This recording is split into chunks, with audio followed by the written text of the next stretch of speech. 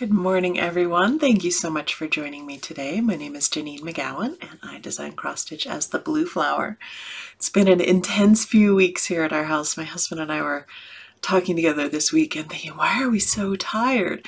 And then we sort of started counting up the things that have been happening, and it's like, oh, that's why. So I know there's a lot of yard work we could be doing this weekend. We could be raking leaves and mulching the garden beds, and I think we're going to try and lie fallow for at least a day and just kind of recover from some of the things that have been going on. Just very, normal life stuff, but a lot of it at once, very busy. So that's what's going on here, hopefully. But first, I get to spend time with you. So jumping right into the thing, we have Stitching in Action and 3 great submissions this time. First off, Spooky Autumn Smalls, stitched by Hazel, and she used 16 count Aida that she dyed herself with RIT Sage colored dye. I love it. And she also changed all of the cats to reflect her own kitties, who, just based on this, Hazel, your cats must be so beautiful. They just look amazing. So thank you very much, Hazel, for sharing that with us. Next up, Strawberry Bird, stitched by Kath, and I love the way that this is framed. I'm not usually one for a mat, but I love the green and the way it plays off of everything. She used the called for threads and 40 count Hogbristle linen from Fox and Rabbit. So thank you very much, Kath, for sharing that.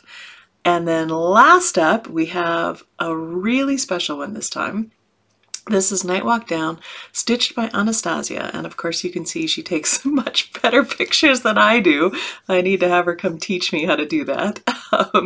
But then her friend Oksana finished it into a bag, and I love this. I love that the fabric actually is sort of like a dark sky with gold stars, and that was one of the inspirations for this piece, and particularly for the border that I put on, was this, well, a dark, the kind you see in sort of medieval cathedral chapel ceilings, like a dark sky with little stars in it. So it just really shows off the piece, and I love it. Thank you very much, Anastasia and Oksana, for sharing that with us. As always, if you've stitched a blue flower piece and you would like to share it, I would love to talk about it and put it up on the website. And if you're stitching something and you want to get some ideas, wander over to the Stitching in Action section on the website, and you can see what other people have done and be inspired. So thank you, everyone.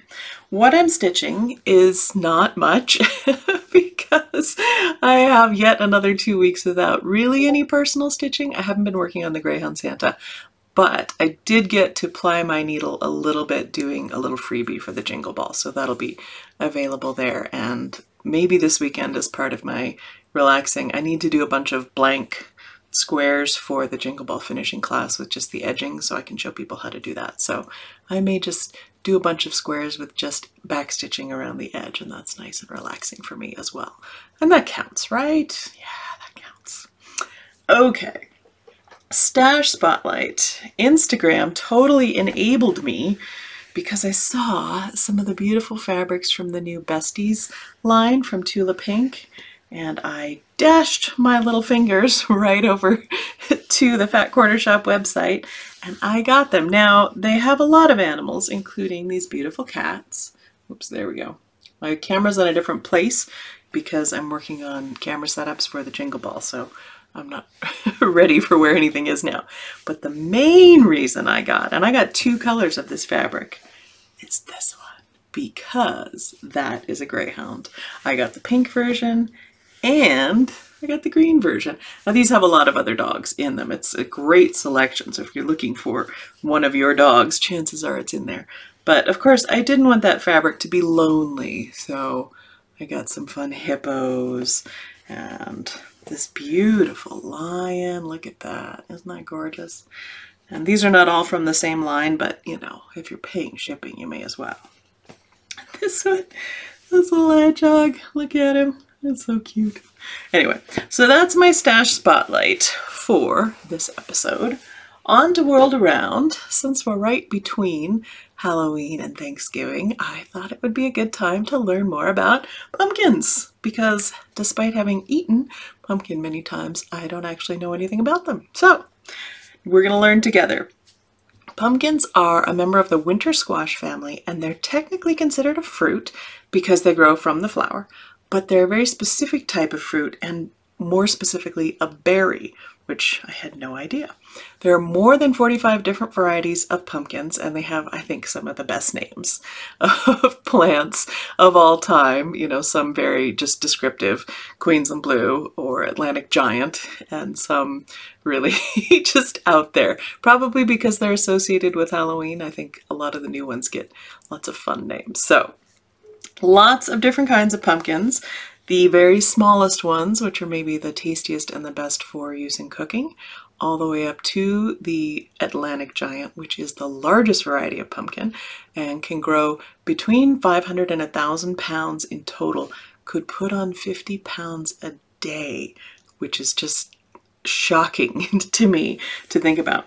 The current world record for the largest pumpkin is over 2,600 pounds. I can't even imagine what that would be. It's the size of a car. It weighs as much as a car. And most pumpkins grow on vines which produce multiples. Those very big ones only produce one per vine, which is not surprising. I don't know how you would get any more. Every single part of the pumpkin is edible, including the vines, the leaves, the stems, of course the flowers and the gourds, and also the delicious seeds. I didn't know that you could eat the vines and the leaves, though. I did know you could eat the blossoms, and you don't even have to cook them, which is kind of fun.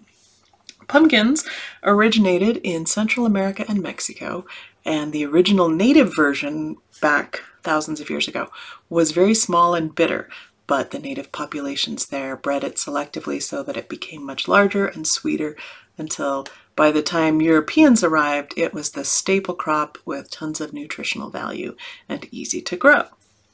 Let's see, the oldest pumpkin seeds, in fact, date back to 7,000 BC in the highlands around Oaxaca, Mexico, which is just astonishing to think that 7,000 years ago, people were not exactly the same pumpkins, but we're still farming those pumpkins to eat, and much before that.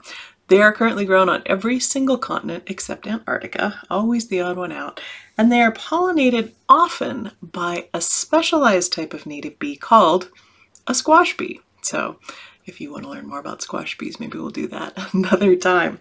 Those are my notes on pumpkins. I hope you get to enjoy some in either jack-o'-lantern or pie form or whatever else sounds good to you. All right.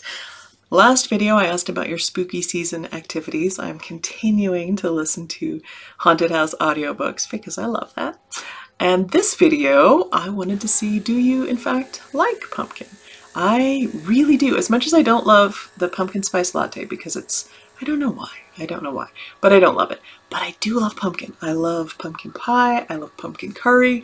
I love, pumpkin cookies. Pretty much anything with a pumpkin in it, I tend to enjoy. So what are your thoughts since we're in the heavy duty season of pumpkin harvest and getting to enjoy all those pumpkin goodies? All right. Best thing this video. Now, last video I had 3 new releases, which is true. I totally forgot one of my new releases, and it's because it was exclusive to the Jingle Ball last year, so this is its first time being generally available to shops. And so this was my first pattern book, and this is the 12 Dogs of Christmas. I'm just reaching for it here without too much fluttering. I'll put a better picture in so you can see. But there they are, the 12 dogs, and it's a book. Yeah, look at that. So this one is going to be available in shops very soon. I just got them back from the printer so I can show them again. And they'll be ready to go out to you. There's a variety of different dogs here doing all sorts of different Christmas activities. And I mixed it up so you could hopefully find one of your dogs as well. And then these were fun because I trimmed them with a lot of vintage style trims. One of the most interesting was essentially crepe paper that they'd stitched down the center to form a seam. And so I just stitched that center seam to the edges of the little pillows and then snipped it off with, I forget what they're called, but the scissors with the little, I'm going to remember as soon as this video is over. The scissors with the little like zigzag finish that I am absolutely going to think of in a few minutes. Anyway, so those were a lot of fun and those will be headed to shops. Now, I also have, I'm going to show the pictures for my exclusive for the Jingle Ball this year, and this is another of the scrapbook collaborations with Steph from Lindy Stitches. We decided to do pets at the holidays, like household pets, and so I chose goldfish, and I've got their under the mistletoe in their little bowl, and I've got a hamster eating a cookie, I've got a ferret in a sweater, and I've got something else that I totally can't think of right now. My brain is broken. Rabbits. It's a rabbit with a wrapped up carrot. I don't have the models in front of me to show you because they're at the printer so that he can use them as reference to print the covers. So I'll put the picture obviously up here and then take a break and put it in. But it was a lot of fun to do this one. So Steph and I have the set. They're all the same size, they're on the same fabric, and they use the same threads. And so there are 5 in my version and 4 in hers. Hers are really fun. I love them. And those are only going to be available at the Jingle Ball. If you don't have your Jingle Ball tickets yet or have questions about what the Jingle Ball is, the tickets are on sale at thejingleball.net.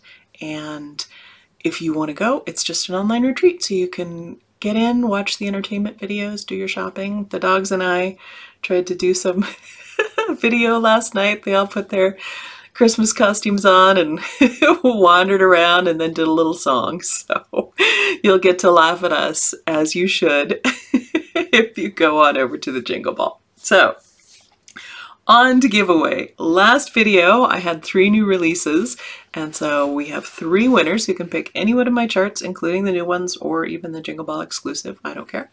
Those 3 winners are Teresa Petrick, Emily Wells, and Heather Ellis. So Teresa, Emily, Heather, drop me a message or send me an email with your info and which chart you would like, and I will send it to you. Giveaway this video. It's a little weird to do the same thing twice in a row, but since I had the technically new release that I forgot and also the Snowy Scrapbook, we're going to do the same thing again. 2 winners, use the word snow in your comments, and I will pick 2 winners for next time who can have any one of my designs. And yeah, have a great time working snow into your comments. I always enjoy seeing what you do.